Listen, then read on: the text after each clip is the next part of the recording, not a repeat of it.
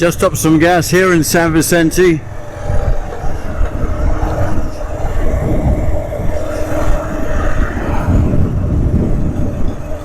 Pretty neat little town, actually.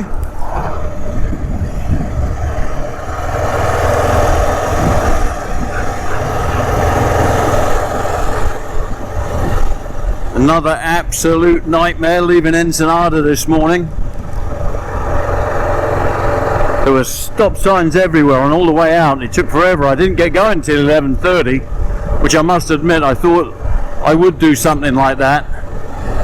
First day and everything, still learning how to pack. But it went together quite smoothly actually, but I wasn't in any hurry and I'm not in any hurry. But on the way out of Ensenada, I had my first breakdown.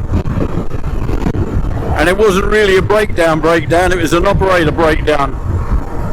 I was putting my tank bag on this morning, and I obviously wasn't paying attention, and I wrapped it around 2 wires.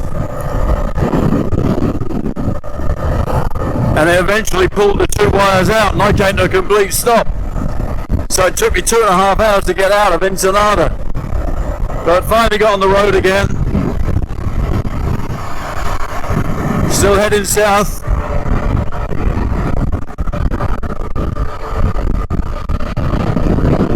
Landscape is pretty similar to Southern California. The backcountry of Southern California.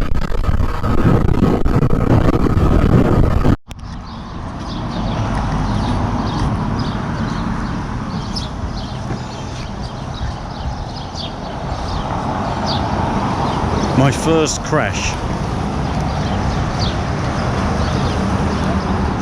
Out in the middle of nowhere? Absolutely not. Outside a supermarket. A plonker. I can smell the gas too. This is going to be bad. Better get it up. Well, thankfully, 2 nice Mexican fellas came out and we just hooked the bike up. Didn't have to unload it at all, which I am extremely grateful for. That is what is called a fully loaded bike.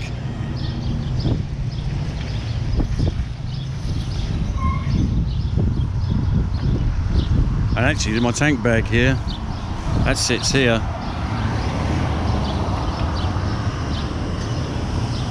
And I sit here. That's about 6 inches. Not very comfortable, but it's getting better actually. So hopefully next week or 2 it'll be hunky-dory. But she's upright again. I just hope she blooming starts.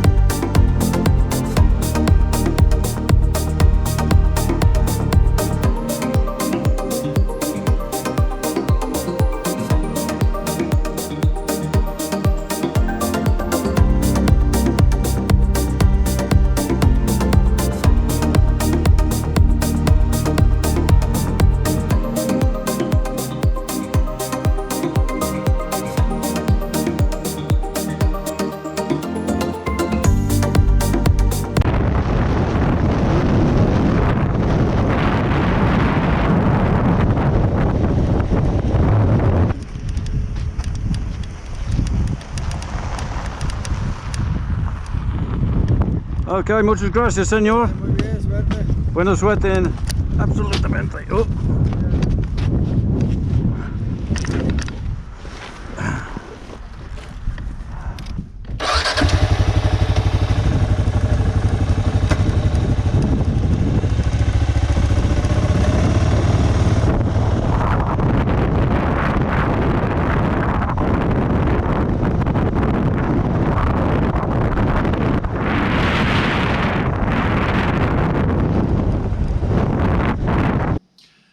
Well, good day, y'all. Or maybe I should say, good evening, y'all. Boy, what a day it was. What a day it was. As you saw a little bit earlier, I managed to pull the bike over. The bike was actually stopped. It was parked. I had the footrest down. I was getting off and I pulled the bike towards me. I got my boot strap caught on the security wire I have round my case, and it pulled the whole bike towards me like it was going to fall on top of me. So I of course go ah and back off, and as I back off, the bike bounces the other way with the suspension, you know, the push and, you know, equal and opposite force and everything. So it goes that way. I've still got my foot caught and I'm hopping like crazy as the bike goes that way, and I'm jumping over it, trying not to get my leg caught, leg broken probably, and end up with egg on my face. But that was actually the least of my problems. What my really big problem today was, I started in Camula, I think it was, where I stayed last night. And I'm looking at my map, I'm coming down here, then I'm turning, and I'm going to a place called San Ignacio. I think, oh, that's great, that's not very far. That should be well doable. Well, it would have been well doable, I must admit, if I hadn't missed a complete and utter page in between Cozumel here and San Ignacio down here. So I've got about yay much to go, which is, I don't know, 50 miles. And I've got about yay much to go here, which is probably 60, 70 miles. But I got a complete another page, which I completely missed. I'm going through this desert, wondering, where the heck am I? Like, you know, there's no place, there was absolutely nothing there. Nothing. Hundreds and hundreds of miles. And there's no gas stations. No gas stations. I left El Rosario, where I put the bike over, and there's no signs whatsoever. I'm in Guererro Negro now, something like that. And it's something like, it's got to be 250 miles. There's absolutely no warning that you're going into a place with no gas for 250 miles. I got to a place, it's in the middle of the desert, and it's got no gasoline for 140 kilometers. There's no gas there. You know, you can't get gas there. It's not sort of last place to get gas. It's telling you can't get any gas for another 140. Why the heck didn't it tell you at El Rosario you can't get any gas for another 400 kilometers? Didn't. So I'm sort of trembling. The bike's sort of shaking and I'm trembling. I managed to get to a couple of boys, those boys selling the gas at some Mickey Mouse stop. Paid an exorbitant amount, but it's fair enough. Like, you know, I think I paid $50 for 6 gallons. C'est la vie. I was happy to pay it. But what an idiot!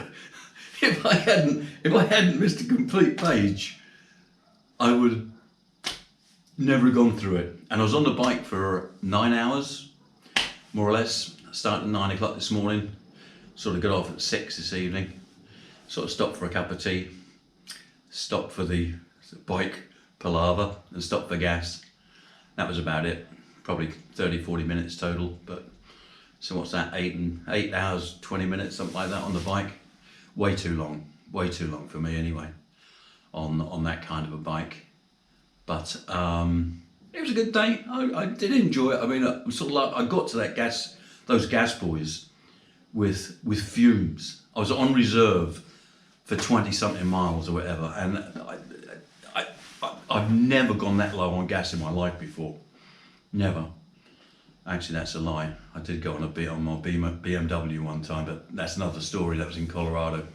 But there's no gas gauge on a Kawasaki. There isn't a BMW, but it was on fumes. I had 2-3 more miles to go maximum, and then I don't know what I would have done. I've been smack bang in the middle of this huge desert with absolutely no way out. Well, I'd have got out somehow or other. I always manage to. It's a story of my life. I get into some kind of stupid predicament, and somehow or other, some Monty Python type sketch will happen, and I'll manage to get out of it. That's the story of my life. I'm afraid. Well, I'm not afraid really. It's just the way it is, isn't it? Like, you know. But that's my update. It's the 4th day, I believe. It's Sunday night right now. And I am going to have, hopefully, I'm going to check my map right now, a very short day tomorrow. Very short, about 200 kilometers, something like that. So what's that, 120, 40, I think it's less than 200, about 120, 140 miles, something like that, to hopefully San Ignacio. So until then, see you all later. Bye now.